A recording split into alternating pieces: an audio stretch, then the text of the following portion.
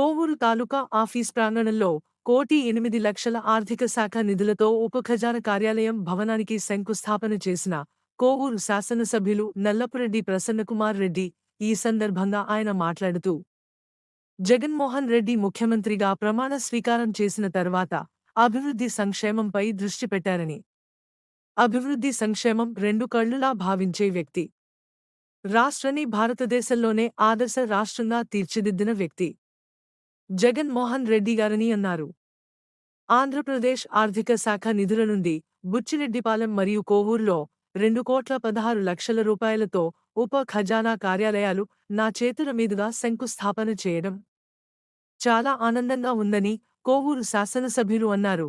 ఈ కార్యక్రమంలో DCMS chairman వీరు చలపతిరావు, నిరంజన్ బాబు రెడ్డి, జడ్పీటీసీ శ్రీలత, రాధాకృష్ణారెడ్డి స్వీకారం చేసిన తర్వాత అభివృద్ధి సంక్షేమం మీద రెండు కళ్ళు పెట్టడం జరిగింది.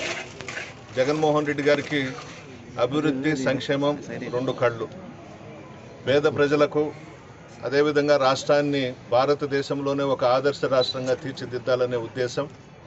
అన్ని విధాలా జగన్మోహన్ రెడ్డి గారు అందరు ముఖ్యమంత్రుల కన్నా కూడా మన రాష్ట్రంలో సంక్షేమ పథకాలకు శ్రీకారం చుట్టి పేద ప్రజలకు అన్ని వర్గాల వారికి అండగా నిలిచినటువంటి వ్యక్తి జగన్మోహన్ రెడ్డి గారు. రాష్ట్ర ప్రజలందరూ కూడా జగన్మోహన్ రెడ్డి గారిని ఆశీర్వదిస్తున్న విషయం కూడా అందరికీ తెలిసిందే. ముఖ్యంగా ఈరోజు కోవూరు పట్టణంలో 1,08,00,000తో ఉప ఖజానా కార్యాలయం భవనానికి నా చేతుల మీదుగా శంకుస్థాపన చేయించారు. టెండర్స్ కూడా అయిపోయినాయి, పనులు ప్రారంభిస్తాం. బుచ్చిరెడ్డిపాలెం టౌన్లో కూడా 1,08,00,000తో శాంక్షన్ చేయించాము.